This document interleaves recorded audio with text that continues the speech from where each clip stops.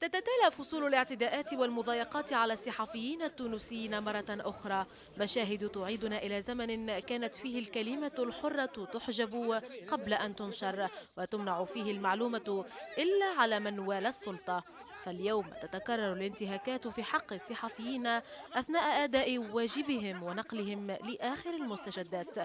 هذا التعدي الصارخ أدى بأعداد كبيرة من الصحفيين إلى تنظيم وقفة احتجاجية بهدف المحافظة على أبرز مكسب أتت به الثورة، وهو حرية التعبير.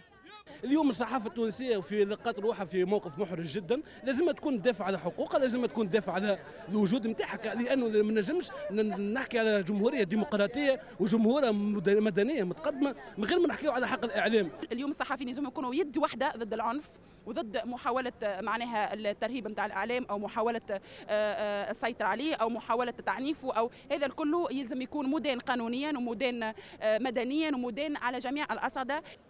تركيع الإعلام مصطلح ارتبط بأعتى ديكتاتورية عرفتها تونس.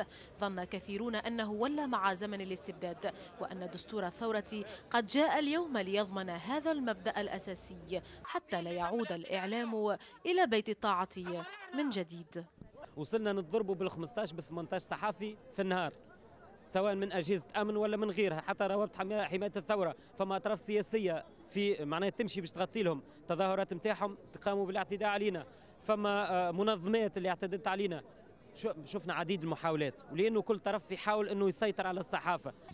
تعاطي السياسيين بشكل سلبي مع الاعتداءات التي يتعرض لها الإعلاميون في كل مرة، وعدم تفاعلهم أو حتى تنديدهم بتلك الممارسات أثار بدوره تحفظا واحترازا لدى عدد من الصحفيين الذين لم يتغيبوا يوما عن اجتماعات هؤلاء، وكانوا حاضرين لتغطية كل لقاءاتهم ومؤتمراتهم.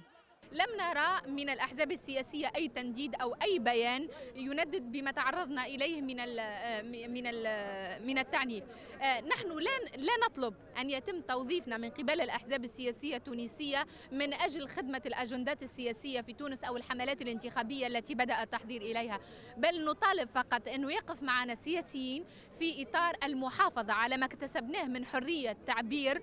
لا تراجع عن حرية الرأي والتعبير أبرز شعار هتف به الصحفيون اليوم في وجه كل من يعتدي عليهم وكل من يحاول تكميم الأفواه وتركيع الإعلام من جديد.